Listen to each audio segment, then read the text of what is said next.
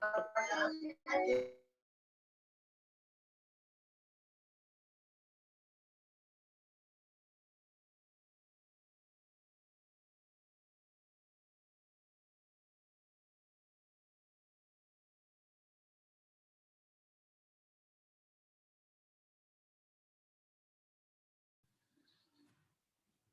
right, hi everyone. Good evening.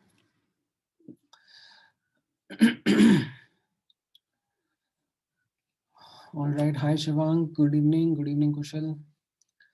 Hi Rudra. Hi Yash. Good evening, Prithviraj. Hi Harsh. हाँ बोलो Sumit. Yeah, good evening, Gaurav.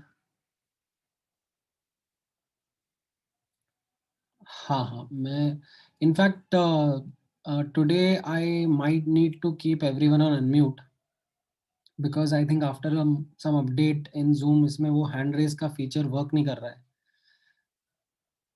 So if you guys will cooperate तो फिर I will be allowing you guys to unmute. ठीक है, but then make sure that अगर आपकी तरफ से unmute हो गया है तो then you go back to mute again. पता नहीं कुछ तो नए फीचर आए हैं इसमें, नए जूम में. वो हैंड रेज का फीचर अच्छा खासा था, चला गया. किसी को को-होस्ट बना लो. सर है हैंड रेज का फीचर. हैंड रेज का भी फीचर है सर. कर रहा है मतलब there is something that is मतलब लेट्स से लैपटॉप पे वर्क नहीं कर रहा. सर लैपटॉप पे वर्क नहीं कर रहा. हाँ मतलब देयर इज सम, अब लैपटॉप ही तो यूज कर रहे हैं सब मोस्टली. अभी मोबाइल पे तो कहीं आप लोग बैठ पा रहे होगे. एंड यहाँ पे भी कुछ नए नए अभी ये पता नहीं क्या चेक मार्क एंड ये red cross, green cross, blue, पता नहीं क्या क्या रिएक्शंस आ गए. मुझे तो समझ में ही नहीं आ रहा है इनका मतलब. बाकी सब चल रहा है, बस रेज हैंड नहीं चल रहा. Go slower, go faster, take a break away. अरे यार मतलब व्हाट नॉनसेंस. ये सब तो इतने ऑप्शंस दे दिए तो अनम्यूट करने की जरूरत ही नहीं है. अरे वो ऐसा लग रहा है मुझे एक ट्यूटोरियल बनाना पड़ेगा उसका भी कि ये क्या है, मतलब व्हाट आर दीज रिएक्शंस. ये कैसे मतलब इसको इमोटिकॉन्स, व्हाट्सएप के इमोटिकॉन्स भी ऐड कर देंगे अभी थोड़ा टाइम में. फिर उसके बाद में it will be a nonsense thing. Sir reactions रखे सर. सर आपने प्रीवियस क्लास में सर एफबीएस के क्वेश्चन डिस्कस किए थे ना सर. हाँ सर उसमें एफबीएस का सर शायद 19 क्वेश्चन था सर, जिसका ग्राफ आपने वो गूगल से वापस दिया था सर. सर मुझे उस ग्राफ में डाउट है. अच्छा, ये वाला ना, कहाँ गया? हाँ सर ऊपर ये वाला सर. जैसे ए पार्ट में पूछा ना, path along which work done by the gas is the least.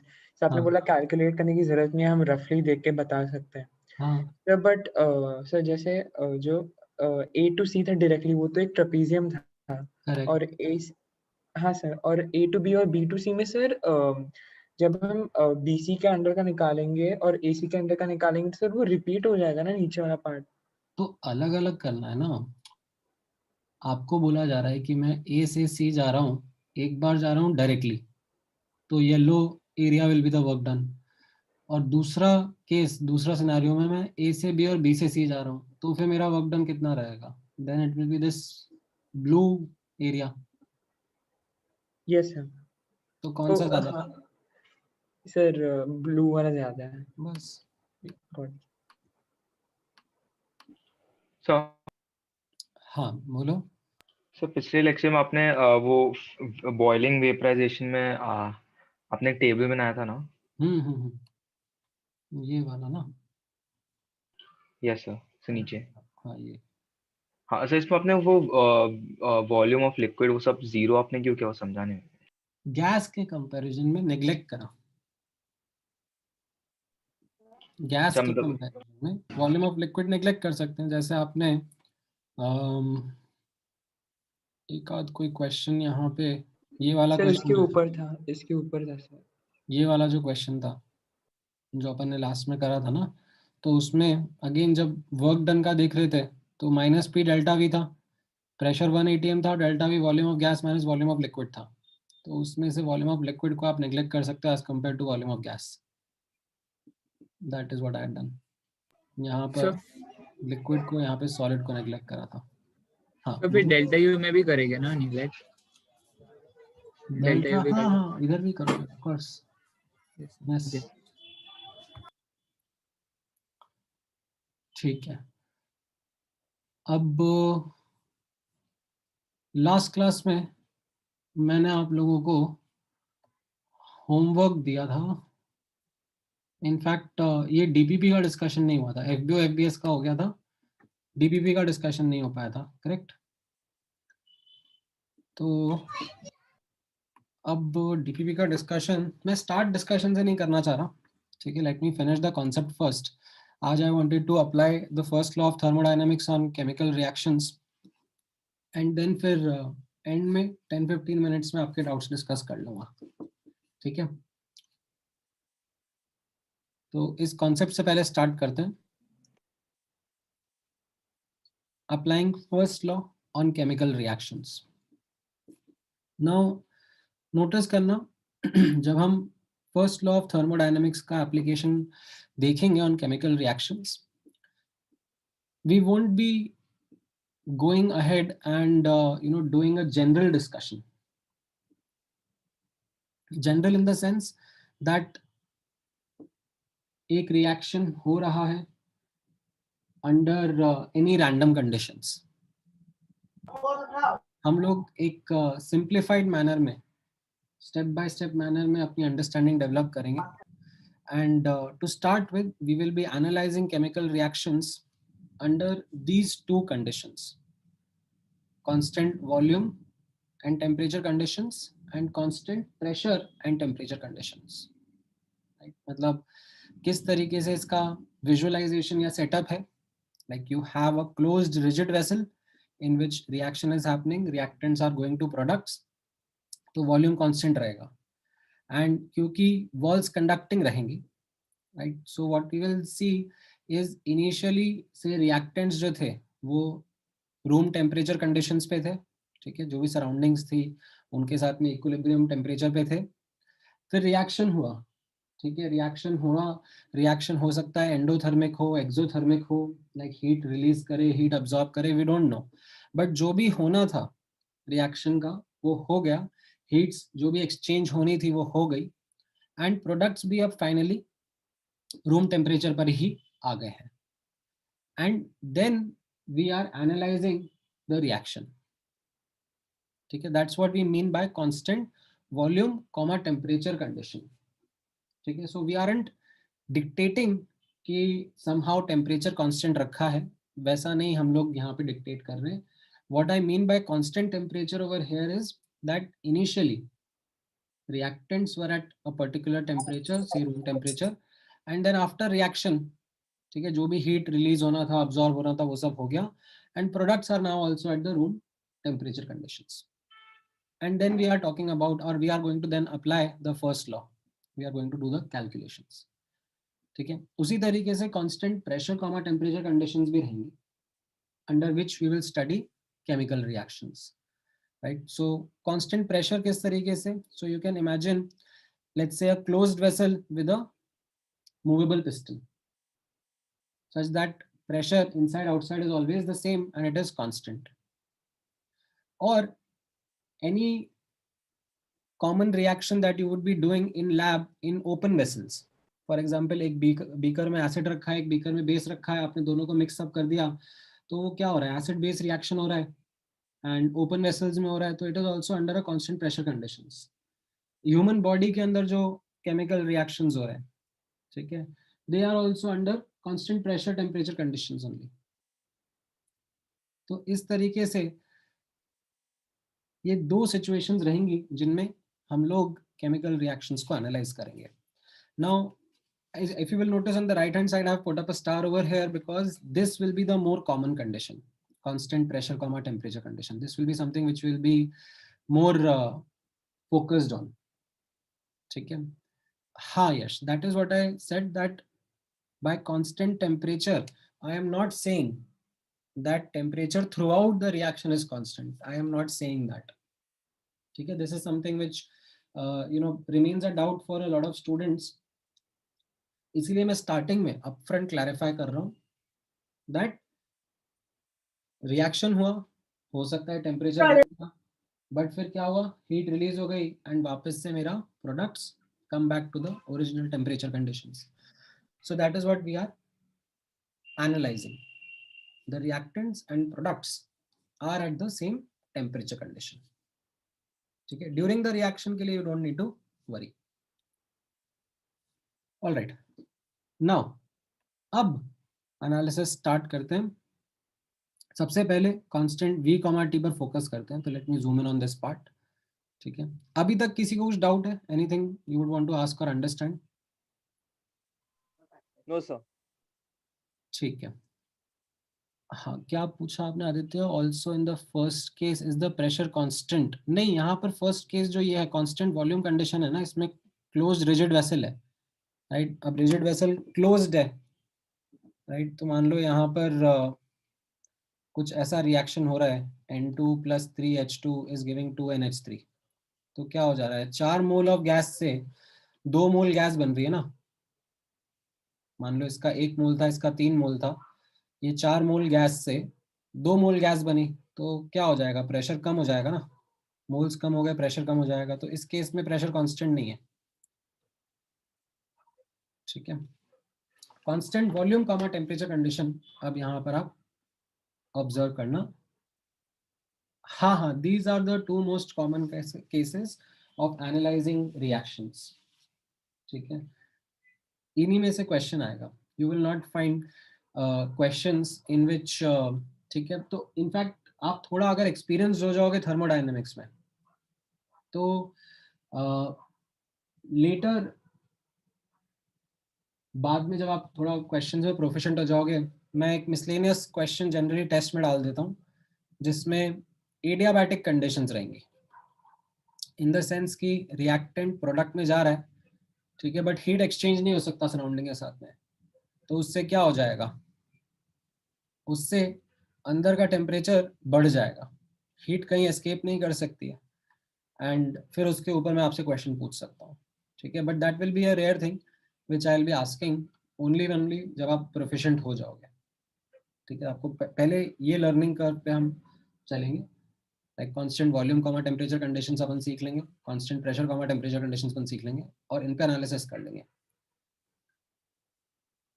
Now अब यहाँ पर under constant volume temperature conditions, constant volume and temperature conditions, हम एक एक करके फर्स्ट लॉ की टर्म्स का डिस्कशन करते हैं. सबसे पहले वर्क के बारे में बात करते हैं. वर्क कैसा रहेगा, -P external dV, right? Integral -P external dV, ये हमारा वर्क का एक अंडरलाइंग बेस फॉर्मूला रहता है, right? This is the, you can से, मैकेनिकल वर्क. इस चैप्टर में हमारा फोकस मैकेनिकल वर्क पर ही रहेगा. So this mechanical work or non-PV work, in fact, sorry, PV work comes out to be what?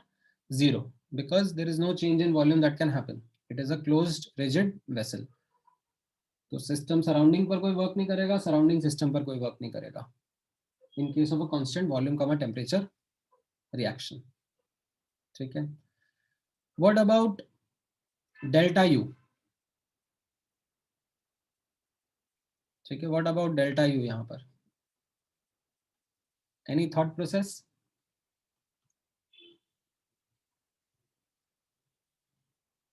अरे क्या बोल रहे हो सुमित तुम? सर 0. हाँ, delta U equal to Q तो हो जाएगा. That is something which comes from the first law of thermodynamics कि वर्क 0 है तो डेल्टा यू क्यू के बराबर रहेगा. ठीक है, 0 नहीं होगा, मतलब वर्क 0 है, right? And this is Q, heat exchange under constant volume situation. ठीक है, so Q will be equal to delta U definitely. ठीक है, what I would request you is to not write delta U as NCV delta T. ठीक है, don't write that. QV ये delta U के बराबर आ जाएगा। दिस डेल्टा यू को, ठीक है, ये आप NCV डेल्टा टी मत लिख देना। क्यों? क्योंकि यहां पर हीटिंग या कूलिंग नहीं हो रही है किसी सब्सटेंस की, कोई गैस नहीं है जिसको आप हीट या कूल कर रहे हो, तो उसका आपने जो डेल्टा यू का फॉर्मूला निकाला था NCV डेल्टा टी वो यहाँ पे यूज कर दिया। ठीक है, इनफैक्ट यहां पर जो डेल्टा यू रहेगा that will be internal energy of products minus internal energy of reactants.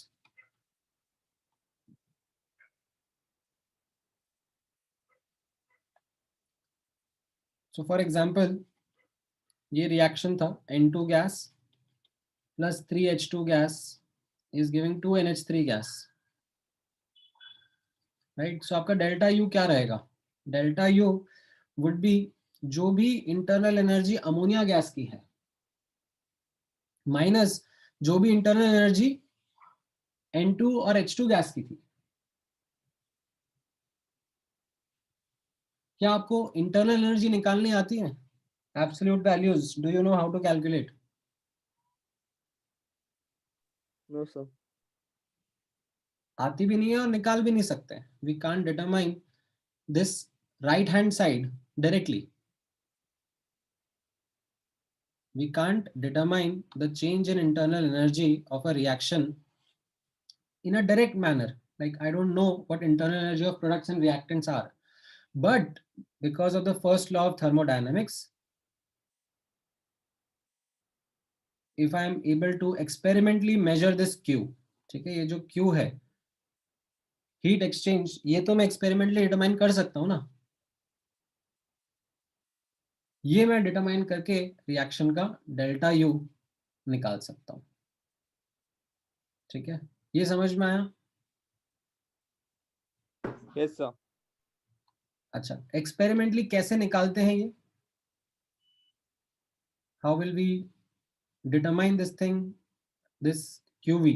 How will we determine this experimentally? So आगे मैं एक छोटा सा टॉपिक कराऊंगा। इनफैक्ट अभी मैं आगे क्या कराऊंगा, आप लोग शायद फिजिक्स में कर ही चुके होंगे, फिजिक्स में भी चल रहा है ना, ये कैलोरीमेट्री चल रही है ना। Yes sir. So there is this device called as bomb calorimeter. इसको हम लोग यूज कर सकते हैं to measure the heat exchange, कितना हीट रिलीज हुआ या अब्सॉर्ब हुआ। ठीक है, मैं ऑलरेडी लेकिन कराऊंगा बाद में, जब मैं इसका आगे थर्मोकेमिस्ट्री में डिस्क्रिप्शन दूंगा तो मैं बताऊंगा भी सही कि एक्सपेरिमेंटली कैसे डिटरमाइन होता है। ठीक है, सो फर्स्ट लॉ की कैलकुलेशन समझ में आई? यस। नहीं, बॉम्ब कैलोरीमीटर में मतलब इट्स जस्ट कंबशन रिएक्शंस के लिए स्पेसिफिकली यूज किया जाता है, इसलिए इसको ये बॉम्ब वर्ड यूज करता है। मतलब इसमें ऐसे रिएक्टेंट्स लिए जाते हैं जिनका कंबशन रिएक्शन हो जाए और उनका हीट रिलीज्ड हम लोग कैलकुलेट कर पाए। नाउ अब with this knowledge, with this understanding in mind, अब आप नोटिस करना, I am going to use an important thermodynamic property. ठीक है, what is that thermodynamic property? That मैंने रिएक्शन का डेल्टा यू निकाल लिया। कैसे? QV को मेजर करके। ठीक है, QV को एक्सपेरिमेंटली मेजर करा एंड उसका डेल्टा यू निकाल लिया। Correct? Now was U a state function? Do you remember that property of U? Correct, it is a state function. तो अब मैं, ठीक है, यहाँ पे नोटिस करना, रिएक्टेंट से प्रोडक्ट कैसे भी जाऊं, ठीक है, जो मेरा रिएक्शन जो मैंने ऊपर एनालाइज करा N2 प्लस से 3H2 गिविंग 2NH3, उसको मैंने यहाँ पर तो कांस्टेंट वॉल्यूम कंडीशंस में एनालाइज करा, बट कल को वो लेट से ओपन एटमॉस्फेयर में भी हो रहा है, कांस्टेंट प्रेशर कंडीशंस में भी हो रहा है, या एडियाबैटिक कंडीशंस में भी हो रहा है। ठीक है, अगर सेम इनिशियल स्टेट से सेम फाइनल स्टेट में जा रहा हूं, सेम इनिशियल स्टेट से सेम फाइनल स्टेट जा रहा हूं, irrespective of how I go, my delta u value remains the same. ठीक है, तो एक्सपेरिमेंटली मैंने कांस्टेंट वॉल्यूम का सिचुएशन रखा एंड वैल्यू निकाल लिया डेल्टा यू का, बट जब ये वैल्यू निकाल लिया तो उसके बाद अब मैं रिएक्शन को कैसे भी कराऊं, ठीक है, मेरा आंसर सेम है। सेम ही रहेगा, करेक्ट। ठीक है, तो ये डेल्टा यू वाला पार्ट समझ में आया? Yes sir. सर आप एक बार ये लास्ट वाला रिपीट कर सकते हैं? हाँ, ये इतना पार्ट आपको समझ में आ गया था जो मैंने यहाँ पे डिस्कस किया था, क्यू वी डेल्टा यू के बराबर है। यस डेल्टा यू हम लोग डायरेक्टली नहीं निकाल सकते, बट क्यू वी हम लोग एक्सपेरिमेंटली डायरेक्टली डिटरमाइन कर सकते हैं, और by using first law that Q V becomes equal to delta U. जो लास्ट में मैंने ये बताया कि एक बार जब डेल्टा यू आपने किसी रिएक्शन का निकाल लिया, ठीक है, तो that becomes a useful data.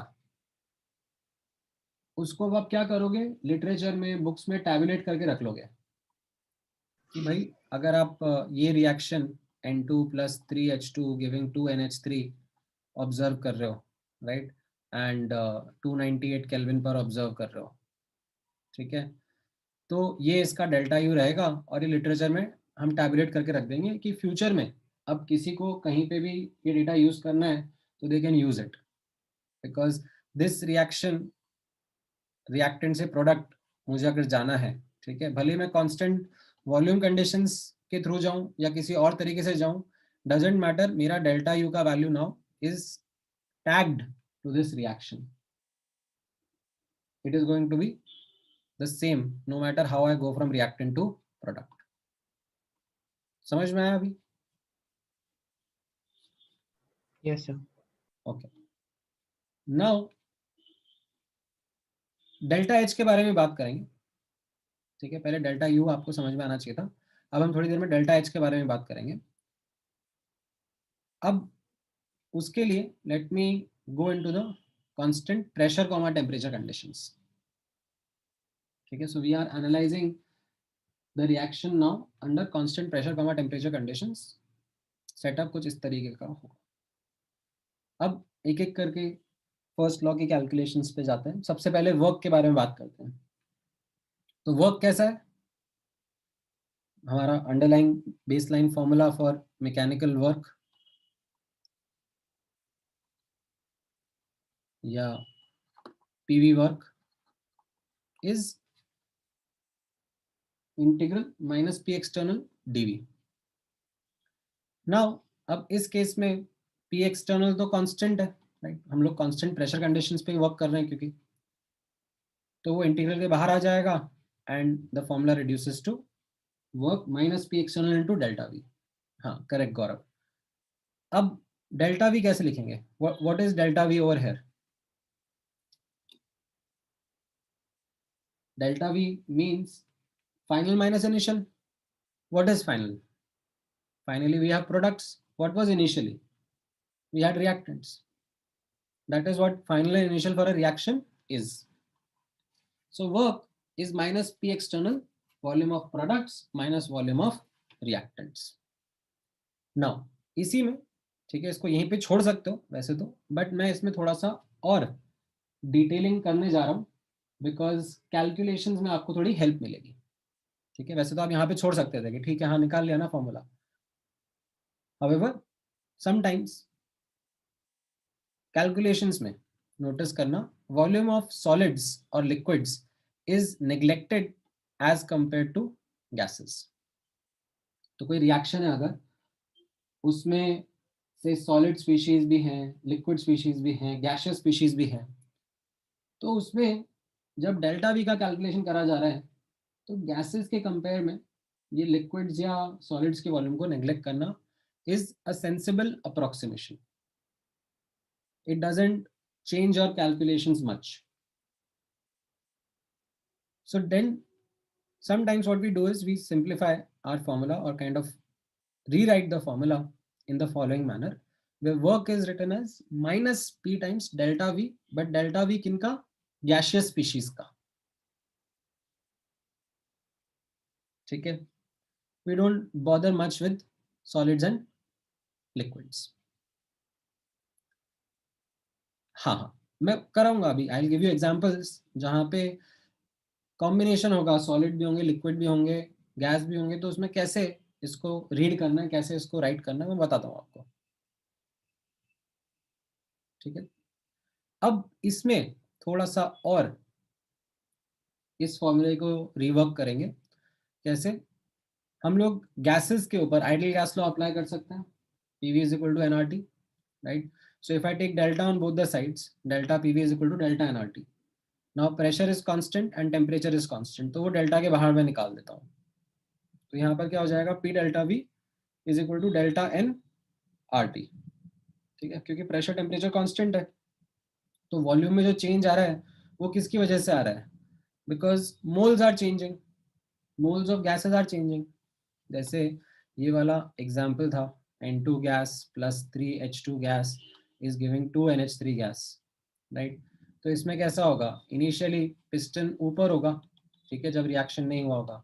जब रिएक्शन हो जाएगा, मोल्स कम हो जाएंगे, तो फिर पिस्टन नीचे आ जाएगा, क्योंकि मोल्स कम हो गए, वॉल्यूम कम हो गई. ठीक है? So depending upon the reaction, ठीक है, व्हाट वी कैन सी, यहां पर assumption रहेगा. The assumption would be there that these gases are ideal gases only and then we are able to deal with them. ठीक है, वो एक assumption के अपन साथ चलेंगे. Real gases का understanding अभी to begin with, to start with, isn't something that you should be worried about. ठीक है? वैसे तो रियल गैस के ऊपर हार्डली एक आध क्वेश्चन, एक आध कॉन्सेप्ट थर्मोडायनेमिक्स में रहेगा. ठीक है, बट वो भी मतलब बहुत ही बेसिक सा. ठीक है, डिटेल में हम लोग नहीं जाएंगे रियल गैसेस की, ऑल्दो जाया जाता है हायर थर्मोडायनेमिक्स में, but not at our syllabus level right now. ठीक है, अभी के लिए हमें आइडियल गैसेस के साथ में वर्क करना रहेगा.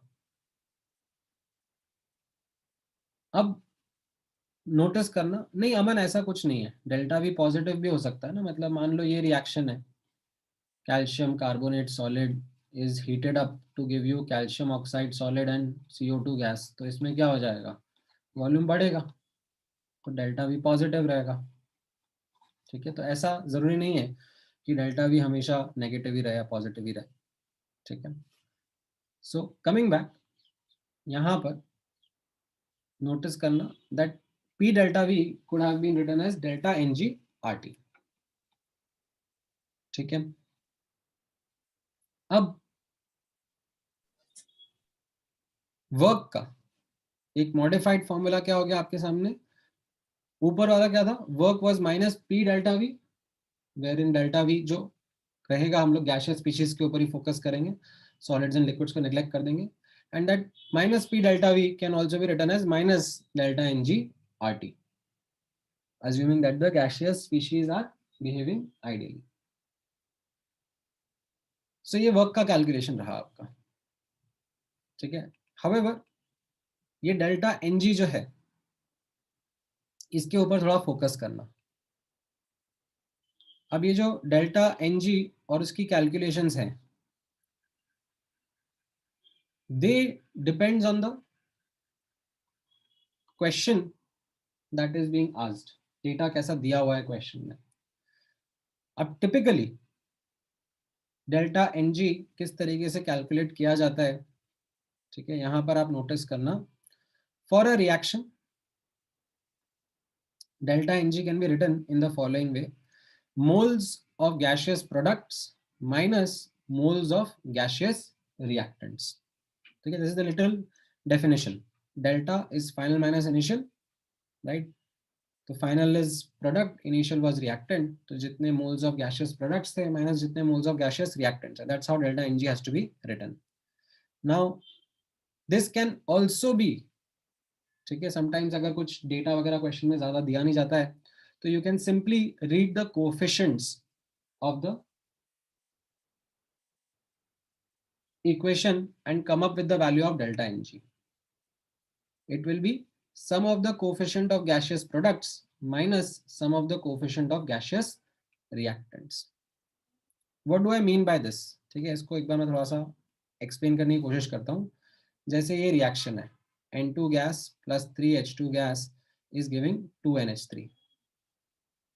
ठीक है, अब इस रिएक्शन के लिए दो चीजें हो सकती है. या तो आपको डेटा मिल जाए, ठीक है, डेटा कैसा मिल जाए कि इसके 5 मोल थे, इसके 10 मोल थे, और फिर रिएक्शन हुआ तो डेल्टा Ng कितना होगा.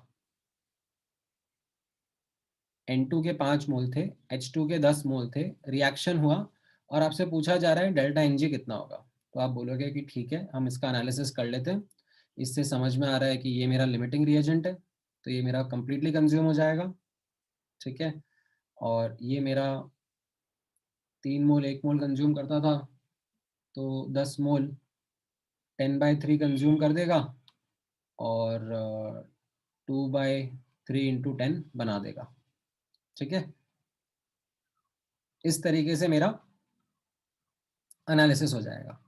तो अब मेरा डेल्टा Ng क्या रहा कि इनिशियली, ठीक है, और finally. So this was initial and this was final. Final कितने मोल्स हैं माइनस इनिशियल कितने मोल्स हैं, वो मैं यहाँ पे लिखूंगा और आंसर कर दूंगा. ठीक है, ये कब, जब डेटा मिलेगा. अब आगे जब आप क्वेश्चन सॉल्व करोगे, ठीक है, when you will be doing your homework in the booklet, many times the data wouldn't be given. ठीक है, many times data would not be given. तो उस केस में what you have to do is you just have to read the coefficients. ठीक है, तो उसमें आप ये अजम्पशन लेके चलो कि कोफिशिएंट्स के हिसाब से ही मोल्स हैं. इसका 1 मोल है, इसका 3 मोल है, और रिएक्शन होने पर इसका 2 मोल बन जाएगा. दैट इज कब, when data isn't going to be given to you. ठीक है, एंड वो आपको दिखने लगेगा जब आप क्वेश्चंस प्रैक्टिस करोगे, तो आपको ये चीज दिखने लग जाएगी, समझ में आ जाएगी. तो आप इस रिएक्शन का डेल्टा Ng क्या बोल दोगे, सिंपली दैट इस रिएक्शन का delta Ng will be as per the coefficients 2 - 4 that is -2. ठीक है, ये मेरा फाइनल, ये मेरा इनिशियल. इस तरीके से आप चलोगे. ठीक है, नॉट 4 - 2, 2 - 4. ठीक है, product minus reactant. Sign important रहेगा, ये सब गड़बड़ मत करना. So this is something how you will be working with delta Ng. इस तरीके से डेल्टा Ng का आपका कैलकुलेशन रहने वाला है. ठीक है, अभी आई एम अज्यूमिंग कि आपको पूरा 100% नहीं समझ में आया होगा, which is absolutely okay, because जब तक आप क्वेश्चन करोगे नहीं तब तक you will not be able to like understand this calculation clearly. तो मैं आपसे कैलकुलेशंस करवाऊंगा. नाउ क्या चीज Yash, I did not get you, what is Y valid.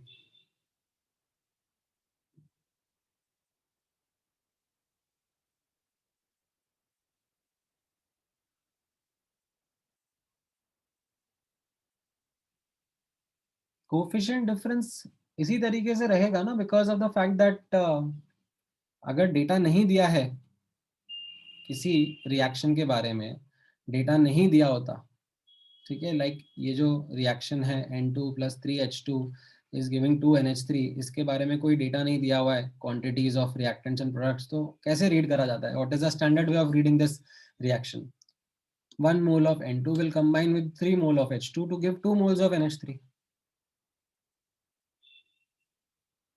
And then that helps you decipher कि कितना डेल्टा Ng रहेगा इस रिएक्शन का.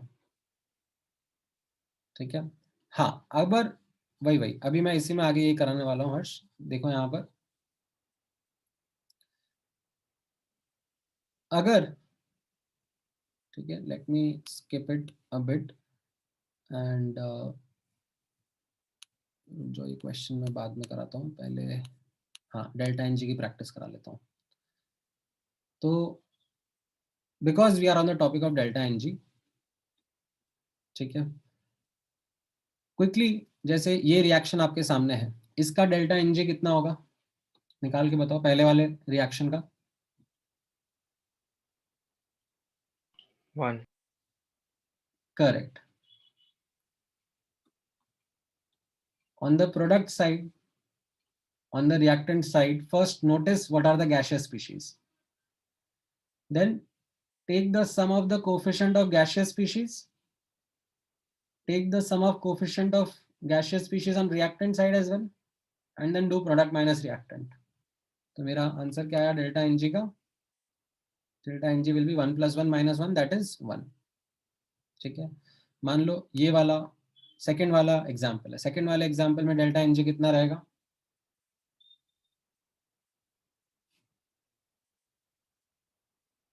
Correct, 1 only. इसमें भी 1 रहेगा। इसमें नोटिस करना सिर्फ एक ही गैशियस स्पीशीज है, ये सॉलिड्स को तो मैं नेग्लेक्ट कर दूंगा उसके सामने। ठीक है, डेल्टा एनजी विल बी 1 - 0। ठीक है, इन सबको नेग्लेक्ट कर दिया मैंने, तो it will be just 1 only. Okay, अच्छा इसका तो हम लोग कर ही चुके हैं। हाँ, इस वाले का बता दो, फोर्थ वाला जिंक वाला, इस रिएक्शन का डेल्टा एनजी क्या रहेगा? सो एक्वस काउंट करते हैं क्या? गैशियस है क्या एक्वस? नहीं, तो फिर सर 0। तो फिर तो 1 होगा सर। So minus 1 2. sir. हाँ, 1 रहेगा ना यहाँ पर भी। ये देखो ना, ये गैशियस स्पीशीज है और बाकी सब कुछ गैशियस स्पीशीज ही नहीं है। करेक्ट, तो मेरा आंसर क्या हो जाएगा डेल्टा एनजी का? 1। ठीक है, समझ में आया? बाकी कोई भी ये सब एक्वस स्पीशीज, सॉलिड स्पीशीज, इन सबको कंसिडर नहीं करना होता है। डेल्टा एनजी 1 आ गया। ठीक है, अगर ऐसे लिखा हुआ है रिएक्शन, क्या लूंगा मैं इसका डेल्टा एनजी?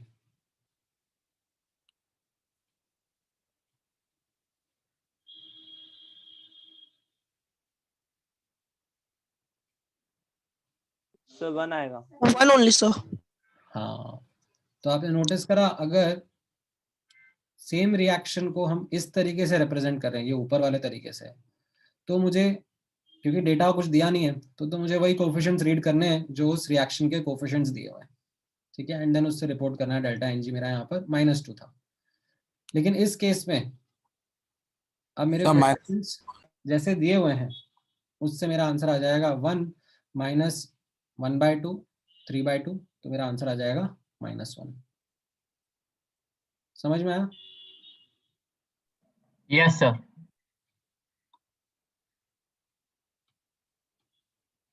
ठीक है, अगर तो रिएक्शन को डिवाइड कर रहे के से, तो फिर डेल्टा एनजी भी के से डिवाइड हो जाएगा। हाँ, एक तरीके से yes, you can say that. ठीक, अगर मान लो कुछ मेरा इस तरीके का रिएक्शन है, H2O liquid going to H2O gas, तो डेल्टा एनजी कितना रहेगा मेरा? 1. 1।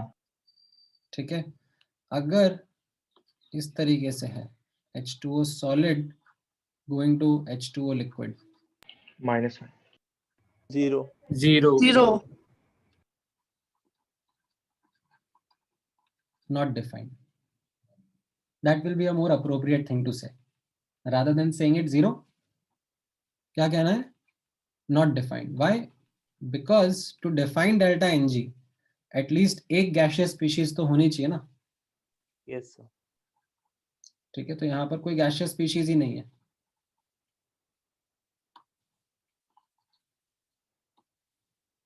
नहीं, 0 - 0 मत बोलना, वो गड़बड़ हो जाएगा, आगे वो आपको दिक्कत देगा। वो मुझे पता है, अभी आपको नहीं पता है, बट आगे दिक्कत दे देगा। तो यहाँ पर just go with not defined. ठीक है, because there was no gas और गैशियस स्पीशीज इन्वॉल्व। ठीक है, तो ये वर्क वाला काम समझ में आया किस तरीके से करना है? डेल्टा एनजी कैसे लिखना है? अच्छा, हाँ हाँ, वो नेग्लिजिबल रहेगा फिर, मतलब वो याद हो तो हम लोगों ने ये लास्ट क्लास में यही बात किया था ना। सुमित का क्वेश्चन है दैट सर कुछ तो चेंज होगा ना वॉल्यूम में जब सॉलिड लिक्विड में जाता है। तो ये मैंने यही डिस्कस किया था ना, फ्यूजन में हम लोग बोले थे कि अगर डेटा मिल जाता है तो ठीक है, डेटा नहीं मिलता है तो फिर नेग्लेक्ट कर देना। Like you remember this calculation जो हमने लास्ट क्लास में करा भी था, हम लोगों ने ये वैल्यूज भी निकाला था कि डेल्टा वी का कितना कम आया था, और as compare to Q, like you are noticing what would be the value of W. ठीक है, ऑल राइट। नाउ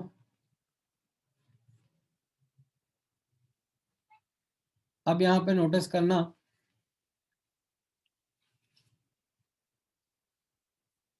वर्क का हमने बात कर लिया, ठीक है। Constant pressure comma temperature conditions में रिएक्शन पर हमने वर्क का कैलकुलेशन कर लिया। अच्छा, डेल्टा यू क्या रहेगा? What about delta U?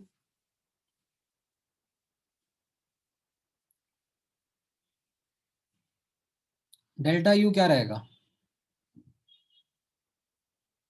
मेरा आंसर रहेगा delta U would be UV.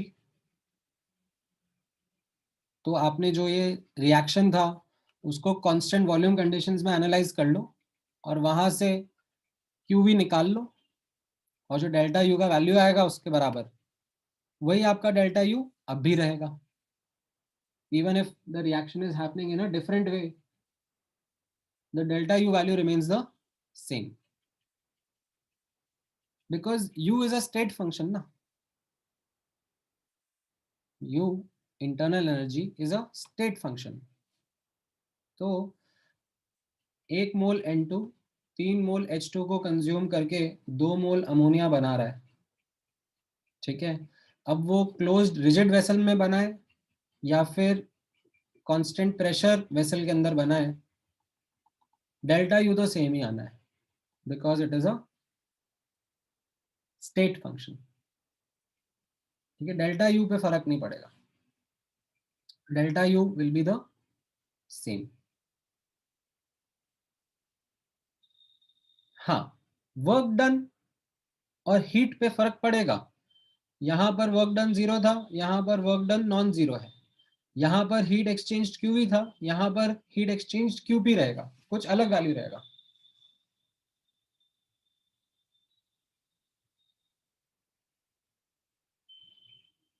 ठीक है, बट डेल्टा यू क्योंकि that was a state function, that will be the same for both of these. अच्छा, अब डेल्टा यू समझ में आ गया है तो हीट एक्सचेंज्ड के बारे में नोटिस करना। हीट एक्सचेंज्ड कैसा रहेगा? Heat exchange in this case will be called as QP, Q subscript P. Why am I putting subscript में P? At constant pressure. क्योंकि एनालिसिस कांस्टेंट प्रेशर पे हो रहा है ना, तो ये heat exchange under constant pressure conditions है, ठीक है। And you know about this from the definition of delta H, that delta H was QP, ठीक है। ये डेफिनेशन ऑफ एच से आपको याद आ रहा होगा, ये हमने लास्ट क्लास में इस तरीके से Yes, sir. किया था। एक सेकंड देना गाइस।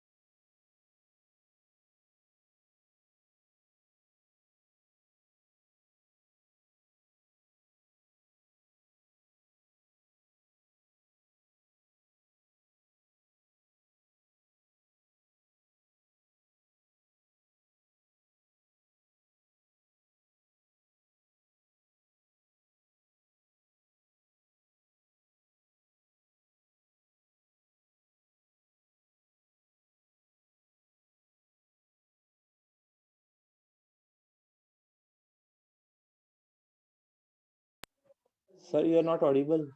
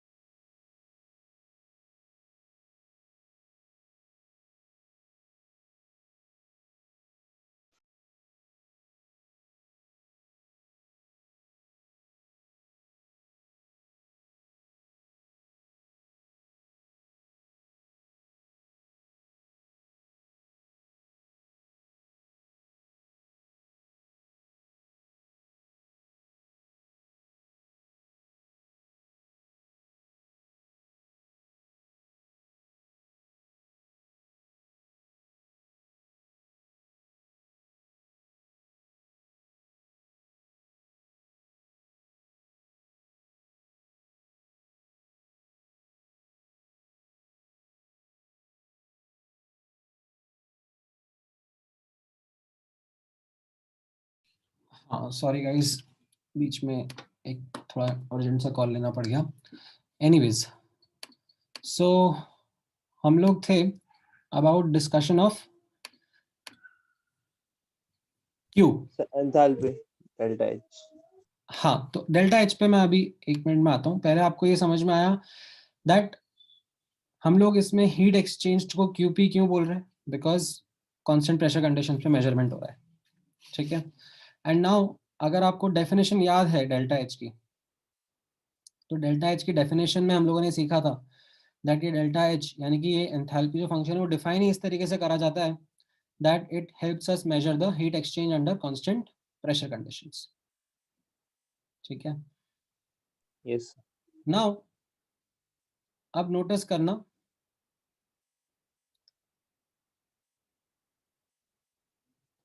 डोंट अगेन, जैसा पहले हम लोगों ने पहला था डिस्कस किया था, don't make the mistake of writing QP और delta H as NCP delta T है, ठीक है, क्योंकि हमने ये फॉर्मूला काफी बार यूज करा था while discussing heating and cooling of substances, like कोई गैस है, सॉलिड है, लिक्विड है, तो उसकी हीटिंग कूलिंग के टाइम पे हम लोगों ने फॉर्मूला डिस्कस करा था QP is NCP delta T या डेल्टा एच।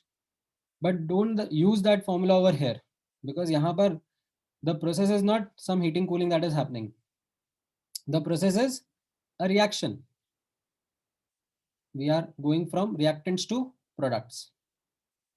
तो जो QP लिखना होगा ये हमें एक्सपेरिमेंटली मेजर करना रहेगा, ठीक है। ये जो डेल्टा एच है, enthalpy of products minus enthalpy of reactants, ये हम लोग डायरेक्टली नहीं निकाल पाएंगे। जैसे हम लोगों को इंटरनल एनर्जी नहीं आता था, ठीक है, इंटरनल एनर्जी का एब्सोल्यूट वैल्यू नहीं पता था, वैसे हमें एंथैल्पी का भी एब्सोल्यूट वैल्यू नहीं पता होता था, ठीक है। तो यहाँ पर again we will have to determine QP through experiments only, that how or how much heat is getting exchanged, absorb हो रहा है या रिलीज हो रहा है, ठीक है। एंड इसमें then there will be specially designed calorimeter, ठीक है, कांस्टेंट प्रेशर कैलोरीमीटर डिजाइन होता है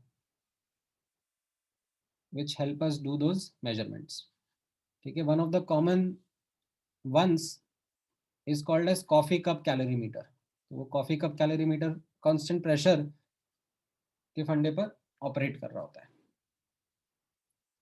तो उनसे ये heat exchange under constant pressure measure किया जाता है। अच्छा, once you get this measurement of heat exchange under constant pressure conditions, so what you get? You will get delta H of the reaction.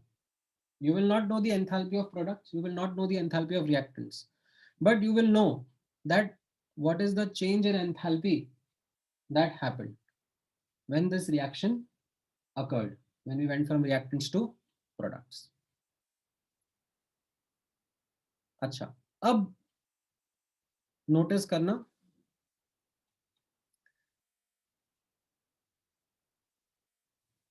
this understanding that we had just developed, इसके ऊपर अब हम first law of thermodynamics अगर apply करेंगे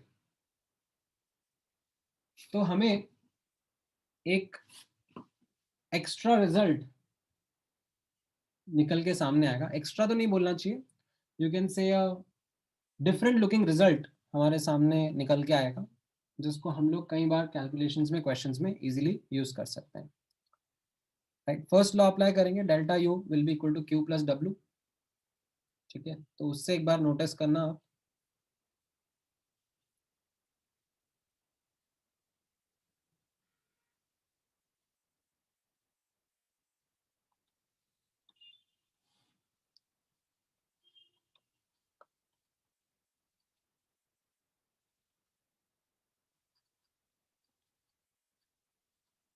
what was QP, अभी just देखा हमने delta H, और वर्क क्या हो गया था, वर्क के बारे में हम लोगों ने जस्ट थोड़ी देर पहले बात करी थी, minus delta N G R T. Right, so you can see a relationship emerges between delta H and delta U, that delta H is equal to delta U plus delta NG RT. Sir बीच में lag हुआ था। हाँ, so what I was saying was by using the first law of thermodynamics, जो अभी हमने थोड़ी देर पहले ही बात करा था, delta U is equal to Q plus W, and क्योंकि हम constant pressure conditions पे reactions को analyze कर रहे थे, तो Q को मैंने QP लिख दिया, and then QP को मैंने delta H लिख दिया, and work was minus delta NG RT. So you got a relationship between delta H and delta U, that delta H is equal to delta U plus delta NG RT. So sometimes in questions you can use this result directly.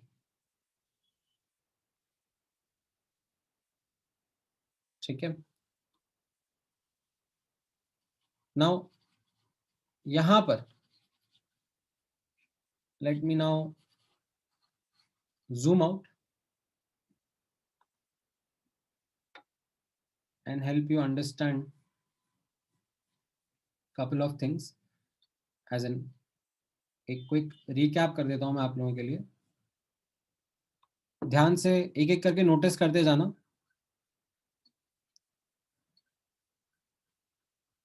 We are analyzing chemical reactions. अगर constant volume temperature conditions है तो work क्या रहेगा, 0।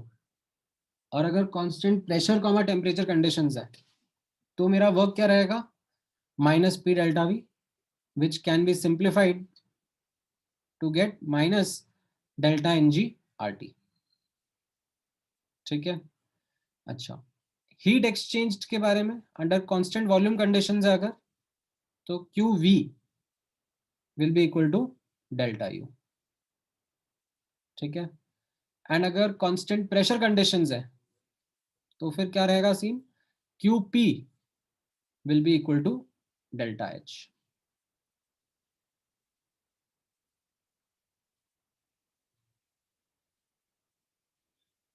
And there is a relationship which exists, ठीक है, between delta H and delta U, which can be derived either by using the first law of thermodynamics or by noticing the relationship between H and U. Delta H comes out to be equal to delta U plus delta NG RT. Delta H was heat exchanged during the reaction happening under constant pressure situation. Delta U was heat exchanged during the reaction under constant volume conditions. Okay, so sometimes you can also see this relationship written in the following manner: QP is equal to QV plus delta NG RT. Okay, for a reaction happening under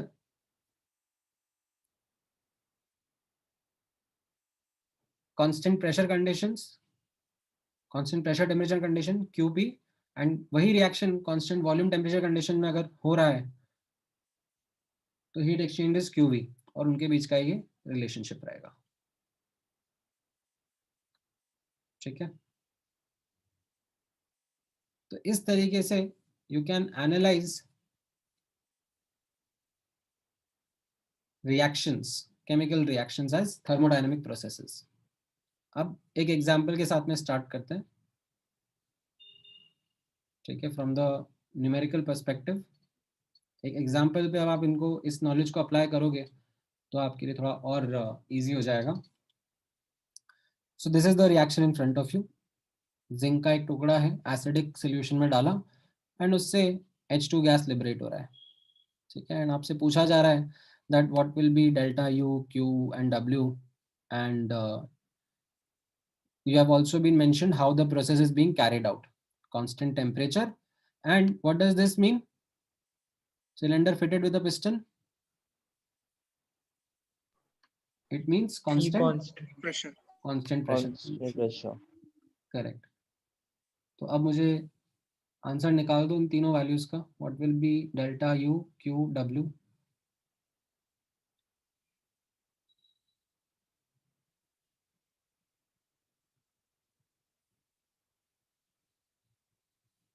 हाँ, E मतलब U ही होता है।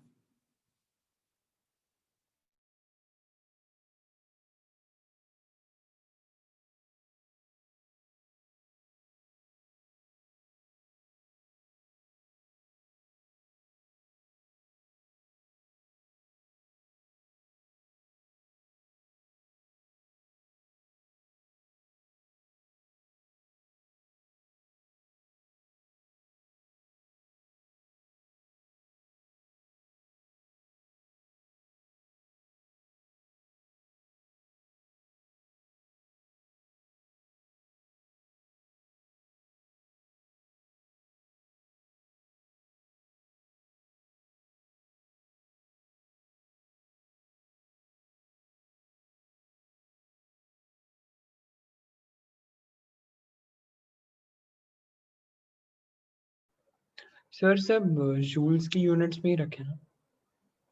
हाँ, joules में निकालो ना, तभी तो कंसिस्टेंट आंसर आ पाएगा।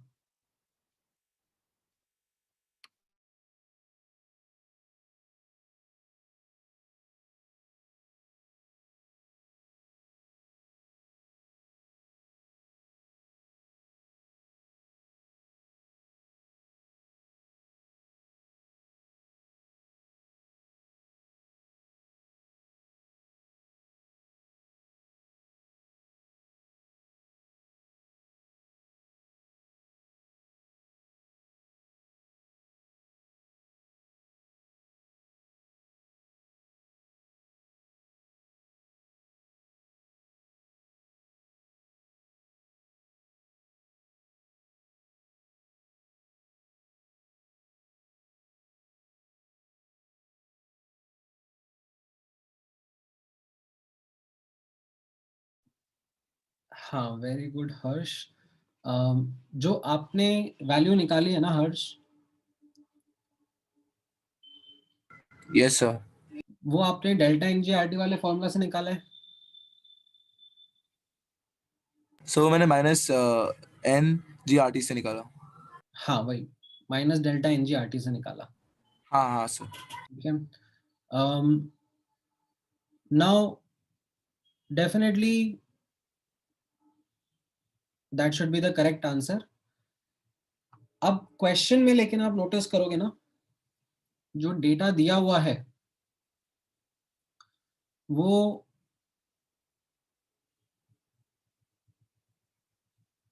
डेटा दे दिया गया है प्रेशर एंड वॉल्यूम चेंज का। ओके सर, सो वो एक पी बार एक्सटर्नल वी हाँ, प्रोडक्ट एक बार उससे भी निकाल के देखो आंसर मैचअप कर रहा है क्या। Okay sir.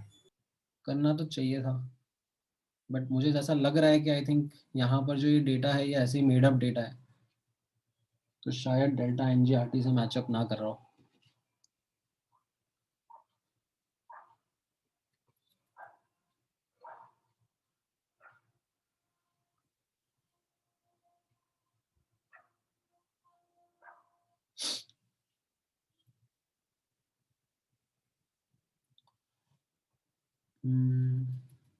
Almost I think matchup कर ही जाएगा.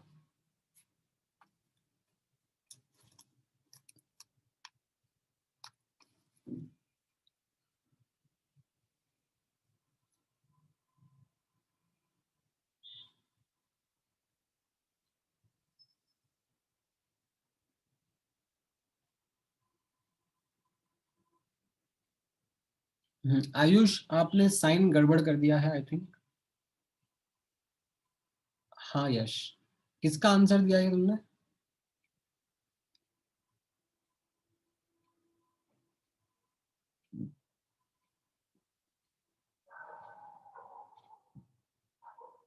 हाँ अभी ठीक है आयुष.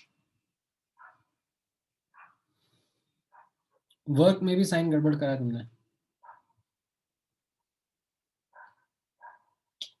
क्या मतलब गौरव, तुम मुझे हीट का आंसर दे रहे हो? मतलब क्वेश्चन में दिया हुआ है भाई वो, तो इसका आंसर देके तुमने बड़ी बात नहीं करी है. नॉनसेंस. तुम बाकी क्यू का और इसका डेल्टा ई और डब्ल्यू का दो ना.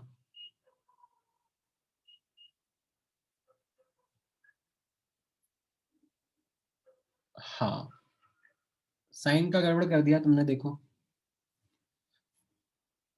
पिस्टन मूव आउट कर रहा है ना, मतलब work is being done by the system on the surrounding. तो यहाँ पर वर्क नेगेटिव आना चाहिए.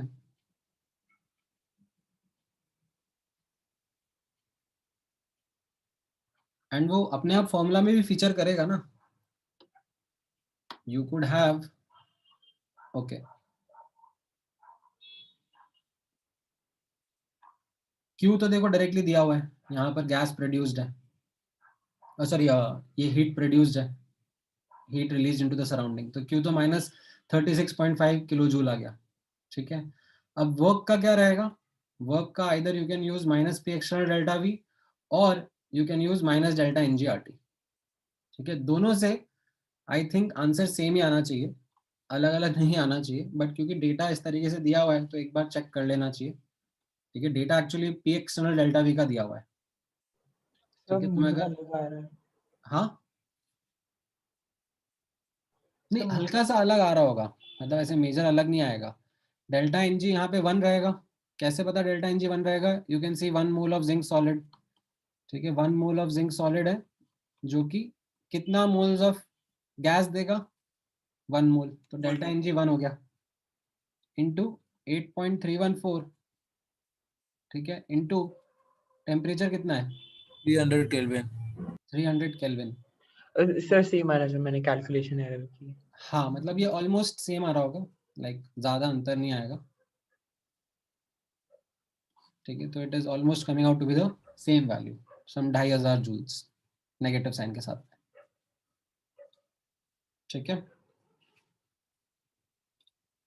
तो आप ये फॉर्मूला या फिर ये फॉर्मूला, दोनों में से कोई सा भी एक फॉर्मूला यूज कर सकते थे. दूसरा वाला बेटर है.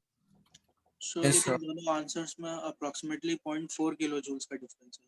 हाँ वो थोड़ा सा चलता है ना, अब क्योंकि यहाँ पर ये राउंड ऑफ कर दी ना values 550. Yes, sir. So first one is 2.4 and second वाले से 2.5 आ रहा है. ठीक है. ठीक है. That's okay.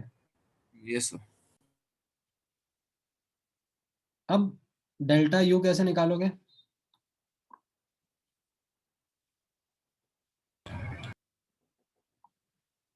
Delta U first law of thermodynamics लगा के निकालना पड़ेगा, क्योंकि डायरेक्टली तो मैं डेल्टा यू नहीं लिख सकता. ठीक है. डायरेक्टली मैंने क्या क्या चीजें सीखी है डेल्टा यू के बारे में. Either I can write it as internal energy of products minus internal energy of reactants, or I could have written delta U as QV, है ना, heat exchange under constant volume conditions, right? This is also the definition only. ठीक है. But इसके साथ में मेरे के साथ क्या प्रॉब्लम है? Can't be determined. ये तो मैं निकाल नहीं सकता. What is the problem with this QV? ये डेटा ही नहीं गिवन है, क्योंकि क्वेश्चन में डेटा किसका गिवन है? क्वेश्चन में डेटा गिवन है QP का, because situation constant pressure conditions पे हो रही है. ठीक है. तो आपको फिर क्या यूज करना पड़ा? You then had to resort to the first law of thermodynamics, delta U is equal to Q plus W. या फिर आपने जो डेल्टा एच और उसका रिलेशन दिया था उससे भी सेम आंसर आ रहा है। हाँ ऑफ कोर्स, उससे भी सेम ही आंसर आएगा। हाँ बिल्कुल, आप Q V is equal to Q P plus delta N G R T भी लिख सकते हो, उससे भी सेम आंसर आएगा। ठीक है, समझ में आया ये question? Is this something which is clear with everyone? Yes. Yes, sir. Okay, एक आध क्वेश्चन और पढ़ते हैं। ठीक है, देखो एक क्वेश्चन और होना चाहिए। हाँ,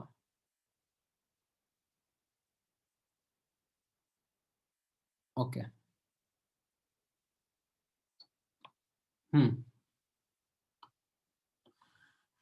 ये रखा रिएक्शन आपके सामने, इसका मुझे डेल्टा यू निकाल के दो। ये रिएक्शन है 300 केल्विन पर मैं एनालाइज कर रहा हूँ और इसका डेल्टा एच आपको दिया हुआ है। Then get me the delta U of the reaction.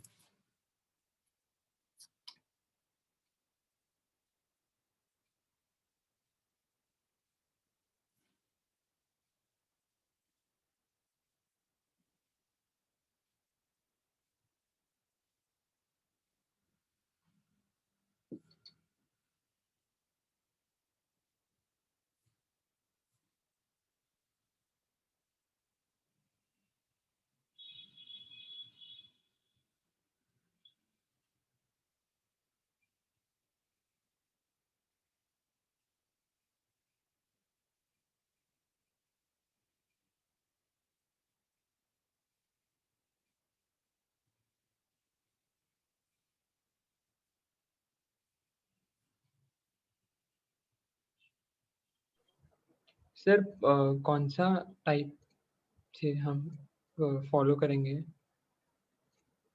तुम्हारी जो इच्छा है, मल्टीपल तरीके से करके देख लो, देखो आंसर सेम आ रहा है क्या।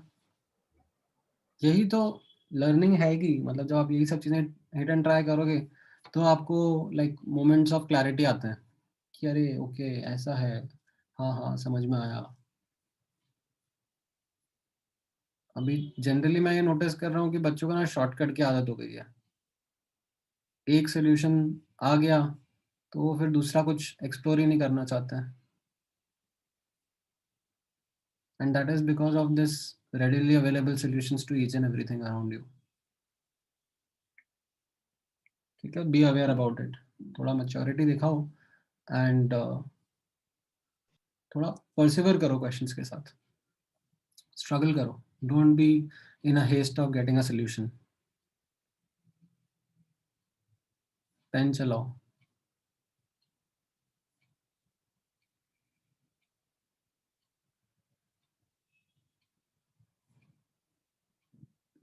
हो सकता है सुमित करेक्ट हो तुम्हारा आंसर, बट चेक करना पड़ेगा, मतलब I will have to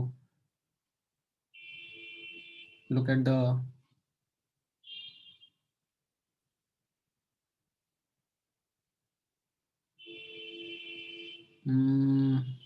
delta h delta u। ठीक है, साइन वगैरह का सबका ध्यान रखना, केयरलेस मिस्टेक नहीं करनी है। राइट, तो इसमें क्या फॉर्मूला लग रहा है?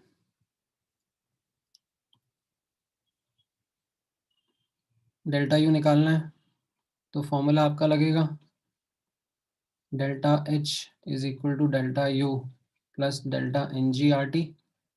राइट, डेल्टा एच आपको दिया हुआ है -72.3 किलो जूल पर मोल। ठीक है, तो पहले उसको जूल्स में कर लेने का। ठीक है, नेगेटिव साइन के साथ दिया हुआ है। देन डेल्टा एन जी क्या है इस रिएक्शन का?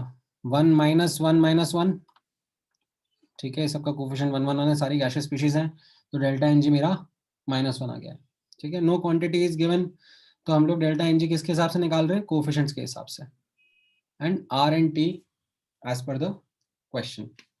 राइट, तो ये कितना हो जाएगा, -72 में थोड़ी बहुत चीज़ें ऐड हो जाएंगी तो आपका आंसर आ जाएगा आई थिंक 69.8 करेक्ट। तो इसमें निशांत और श्रेया आपका आंसर, वैसे तो मैं गलत बोलूँगा because you did not report it with the correct sign, answer will come out to be -69.8। ठीक है, बाकी यश, आयुष, सुमित सबने गड़बड़ कर दिया। सो इन डेल्टा एनजीआरटी का साइन पहले से माइनस होता है फिर वो फॉर्मूला पे डिपेंड करता है? नहीं, ये जो फॉर्मूला था वो delta H is equal to delta U plus delta N G R T है। अब डेल्टा एन जी की वैल्यू -1 आई ना, वो मैंने सब्स्टिट्यूट कर दी। सो मैंने उसको माइनस डेल्टा एनजीआरटी लिया था तो उस साइड में जाके वो माइनस प्लस हो नहीं गया। नहीं नहीं, वो आपने फिर फॉर्मूला गलत याद कर लिया। Delta H is delta U plus delta N G R T, ये ऊपर फॉर्मूला था ना यहीं पर, delta H is equal to delta U plus delta N G R T. Yes sir. Sir sir हाँ सर आंसर पॉजिटिव आ रहा है। पॉजिटिव, अरे राजा ये गड़बड़ कर रहे हो ना तुम, ये किलो जूल को जूल में करो ना पहले कन्वर्ट, क्योंकि इधर भी जूल्स में ही रहेगा ये वैल्यू। सो या फिर हम दोनों को किलो जूल में रखें तो ठीक है, कोई दिक्कत नहीं है, यहाँ पे फिर 1000 से डिवाइड कर देना, तब फिर किलो जूल में आएगा। सर मुझे एक सिली डाउट है सर, कांस्टेंट वीटी कंडीशन या पीटी सेल ये कौन सिचुएशन से इस वाले क्वेश्चन में कैसे डिसाइड करेंगे? मैटर ही नहीं करा ना इस क्वेश्चन में, that didn't matter because this reaction का delta H was given, now this delta H remains same for this reaction no matter how this reaction is being done because h is a state function. Oh yes. Similarly u is also a state function, so delta u of this reaction will be a fixed value no matter how this reaction is conducted. Okay. ठीक है, delta N जी कैसे निकाला, delta N जी अपन ऊपर calculate कर देना थोड़ी देर पहले ही, sum of the coefficient of gaseous product minus sum of the coefficient of gaseous reactant, तो 1 minus 1 plus 1 that is -1 आ गया ना।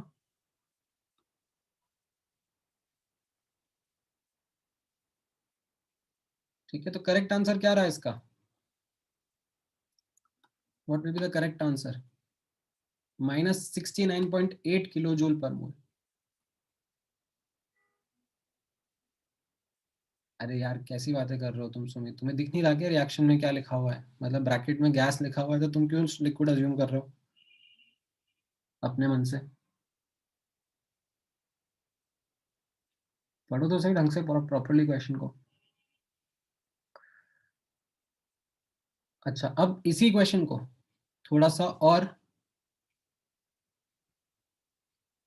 ट्विस्ट कर देते हैं।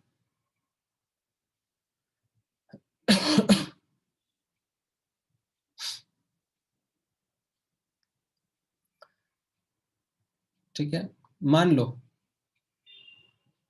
ये रिएक्शन, ठीक है, ये रिएक्शन अगर कांस्टेंट वॉल्यूम टेम्परेचर कंडीशंस में हो रहा होता, ठीक है, if this reaction was carried out under constant volume temperature conditions, then what would have been Q and W, what would have been the heat exchange and what would have been the work done?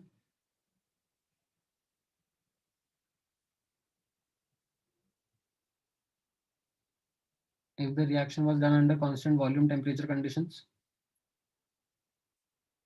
हाँ ठीक है Ayush,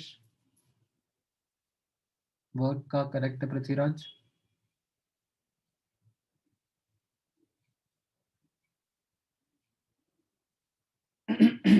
Sir, we have to find the heat exchange secondly, no? हाँ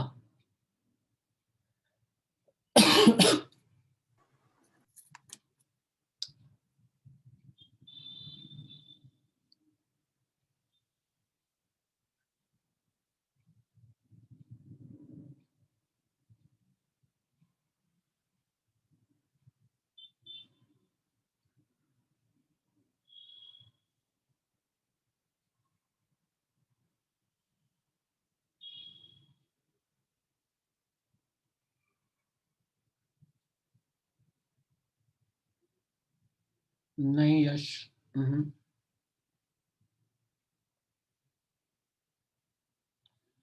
constant volume temperature conditions है ना ये। हाँ right पूर्णा, right Ayush. नहीं Prithviraj, constant Am I volume, correct? हाँ कांस्टेंट वॉल्यूम टेम्परेचर कंडीशंस में कैसा रहेगा, Q विल बी QV, और QV किसके बराबर होता है, डेल्टा U के बराबर। तो मेरा आंसर -69.8 आएगा ना।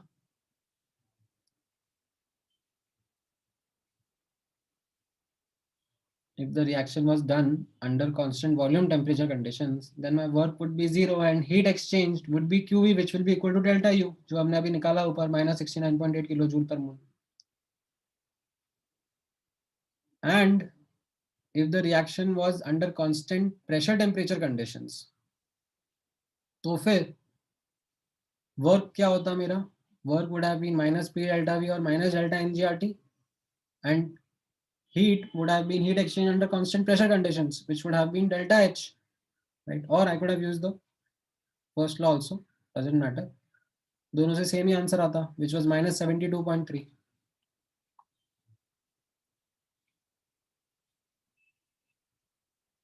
समझ में आया ये?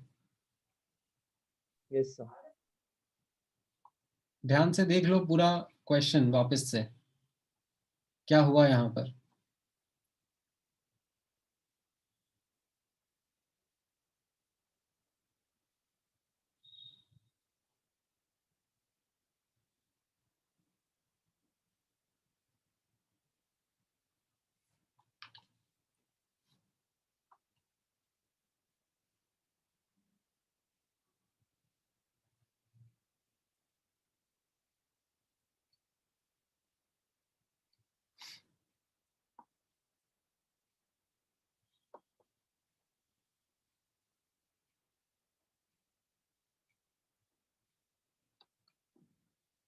क्लियर है ये, समझ में आया?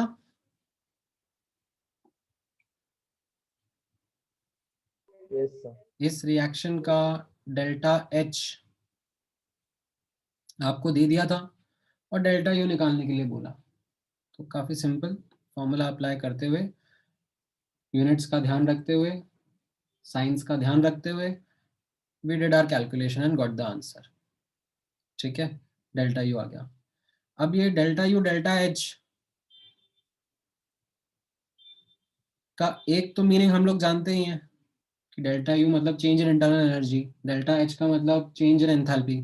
एक और मीनिंग क्या था, डेल्टा U का एक और मीनिंग ये था, heat exchange under constant volume condition, that is delta U।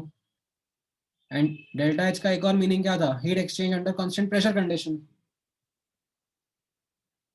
उसको मैंने यहाँ पे यूज करके आपको दिखा दिया।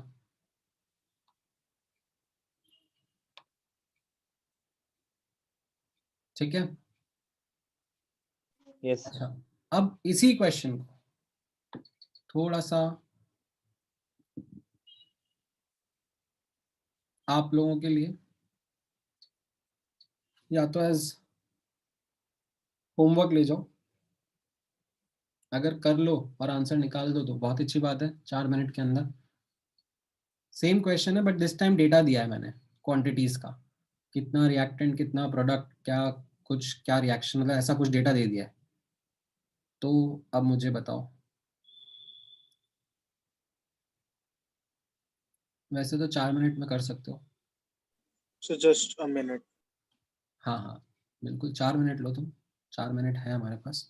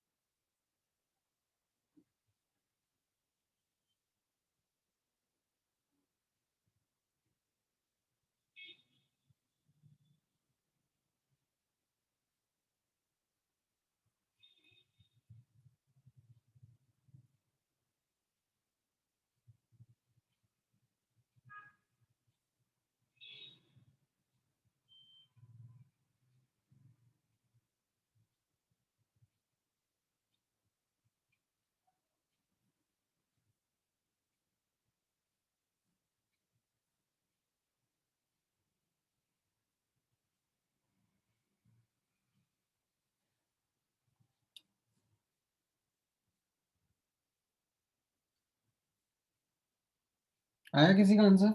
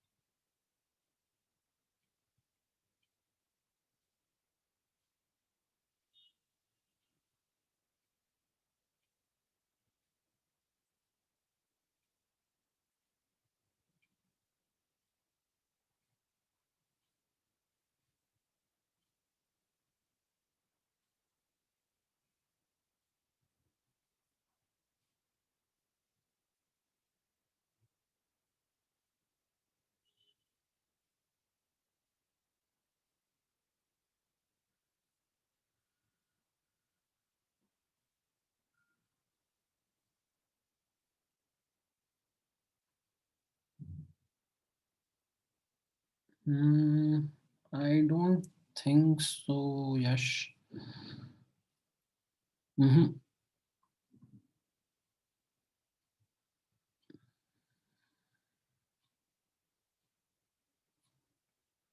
I don't think that is the correct answer.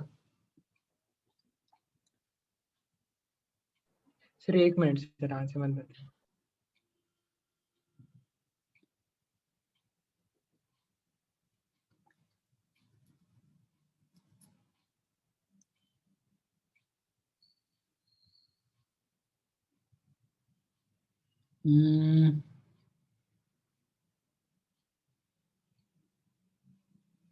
अरे ये जो डेल्टा H था इस रिएक्शन का ऑन अ पर मोल बेसिस, वैसे आपने डेल्टा E निकाल लिया था ऑन अ पर मोल basis.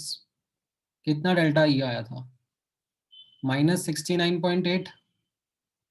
Yes sir. -69.8 kilo joule per मोल आया था, पर मोल बेसिस पे आया ना वो। और अब इस Yes. रिएक्शन में 98 gram ethylene and 109.5 gram HCl react कर रहा है। तो देखा जाए तो लिमिटिंग रिएजेंट कौन सा हो गया इसमें? HCl सर HCl HCl और कितने मोल्स हो गए उसके? 3। 1 109 बटा So 3 moles हुए, डेटा दिया ना। हाँ 3 मोल हो गए, करेक्ट। तो 1 मोल के लिए डेल्टा ई कितना आ रहा था? 69.8 तो 3 मोल रिएक्शन में अगर हो रहे हैं, लाइक 3 मोल इसके कंज्यूम हो गए, 3 मोल इसके प्रोड्यूस हो रहे हैं, right. So because it is an extensive property, तो 3 से मल्टीप्लाई कर दो बस।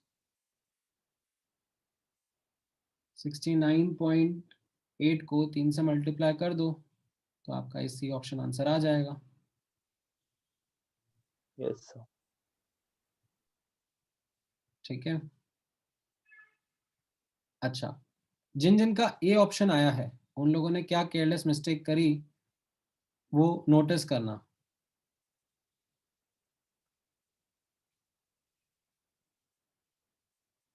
सर उन सर स्टूडेंट्स ने, हाँ मैं वही बता रहा हूँ एक बार, जिन जिन का आंसर नहीं आया या मैच नहीं करा, ए ऑप्शन आंसर आया, तो उन्होंने क्या गड़बड़ करा यहाँ पे नोटिस करना। उन्होंने जब ये फॉर्मूला यूज करा delta U is equal to delta H minus delta NGRT, ठीक है, क्योंकि delta H was equal to delta U plus delta NGRT, तो डेल्टा एनजीआरटी को मैं राइट हैंड साइड लेके आ गया तो माइनस हो गया। तो उन्होंने गड़बड़ क्या करी, जिनका ए ऑप्शन आंसर आ रहा है, उन्होंने डेल्टा एनजी के लिए आई थिंक 3 ले लिया, ठीक है, बट डेल्टा एच जो रखा वो 1 मोल का ही रखा। तो आप डेल्टा एच भी 3 मोल का यूज करो ना फिर, तो फिर आपका डेल्टा यू का करेक्ट आंसर ये आ जाएगा। This will be for the 3 moles happening changing during the reaction, ठीक है। तो या तो आप ये फॉर्मूला यूज करके करो जैसा यहाँ पर है, और जैसा मैंने अभी जस्ट बताया कि आपने पर मोल बेसिस पर डेल्टा एच से डेल्टा यू निकाल लिया था, जो पर मोल बेसिस पे हम कैलकुलेशन कर रहे थे, और फिर आपने यहाँ पे देखा कि 3 मोल रिएक्ट कर रहे हैं लिमिटिंग रिएजेंट के, तो उसके हिसाब से जो पर मोल डेटा था उसको 3 से मल्टीप्लाई कर दिया and that became the answer. ठीक है, तो second one is what is the easier method. ठीक है, although you don't need to stick to this, you can very well do with the first method, but being cautious कि आप delta U, delta H, delta N G सब 3 मोल के हिसाब से ही कर रहे हो, फिर कंसिस्टेंटली चलते जा रहे हो। ठीक है, हाँ, पर मोल इन द सेंस यहाँ पर ऐसा रहता है, हाँ, जो लिमिटिंग रिएजेंट रहेगा उसके हिसाब से। ठीक है, या फिर जो भी कोफिशिएंट लिखे ना उसके हिसाब से जाना होता है, अगर कुछ बोला हुआ नहीं होता ना। तो जैसे यहाँ पर इस डेल्टा एच को मैं कैसे रीड करूंगा, this delta H will be when 1 mole of C2H4 combines with 1 mole of HCl to give you 1 mole of C2H5Cl. For that, delta H will be minus 72.3 kilojoule. ठीक है, कोई नहीं, चलो ये तो शुरुआत हुई है। ठीक है, गुड, आप लोगों ने अभी मिस्टेक करना शुरू कर दिया है, एटलीस्ट आप लोग अटेम्प्ट ले रहे हो, गलत तरीके से कर रहे हो, दैट्स ओके, क्योंकि स्टार्टिंग में थोड़ी दिक्कत आती है थर्मोकेमिस्ट्री में। ठीक है, आप लोगों को थोड़ा सा क्वेश्चंस का प्रैक्टिस करवाऊंगा मैं, एंड आप लोग काफ़ी केयरलेस मिस्टेक्स करोगे to begin with, and when we will be discussing those questions and working on them, तब आपको रियलाइज होगा कि क्या क्या मिस्टेक्स अवॉइड करनी रहती है। ठीक है, कॉन्सेप्ट बड़ा सिंपल है, थर्मोकेमिस्ट्री वाला पार्ट रिलेटिवली सिंपल ही रहेगा, ईजी रहेगा, बस केयरलेस मिस्टेक्स अवॉइड करनी रहेंगी। ठीक है, चलो, anyways I have short of the time, आप लोगों को थोड़ा डिले हो जाएगा, नेक्स्ट क्लास में घुसना है आप लोगों को। किसी को कुछ पूछना है before I close the session? Sir, हाँ बोलो। तो डेल्टा एनजी की वैल्यू 3.5 आ रही थी या 3 आ रही थी? नहीं नहीं, 3 आएगी ना यहाँ पर, रिएक्टेंट आप तो रिएक्टेंट प्रोडक्ट माइनस रिएक्टेंट है ना? हाँ, नहीं नहीं, मतलब फाइनल माइनस इनिशियल होता है बेसिकली। अब यहाँ पर एक्चुअली ऐसा हुआ कि ये 3.5, 3 और 0 था, फिर ये 0.5, 0 और 3 हो जाएगा, करेक्ट। तो इनिशियली ये कितना हो गया 7.5 और फाइनली कितना हो गया 3.5, तो डिफरेंस कितना आ गया? ओके सर, वैसे गॉट सब। ठीक है, सर तो प्रोडक्ट माइनस रिएक्टेंट गलत हो जाएगा। हाँ, वो मतलब उसी केस के लिए है जहां पर we are assuming that there is nothing left on the reactant side. Okay sir. मतलब उसमें ऐसा है कि सबके सब रिएक्टेंट स्टोइशियोमेट्रिक अमाउंट में है। Sir, can we leave the meeting? हाँ हाँ हाँ हाँ, चलो, thank you sir. Bye bye. Thank you, sir. Thank you, sir.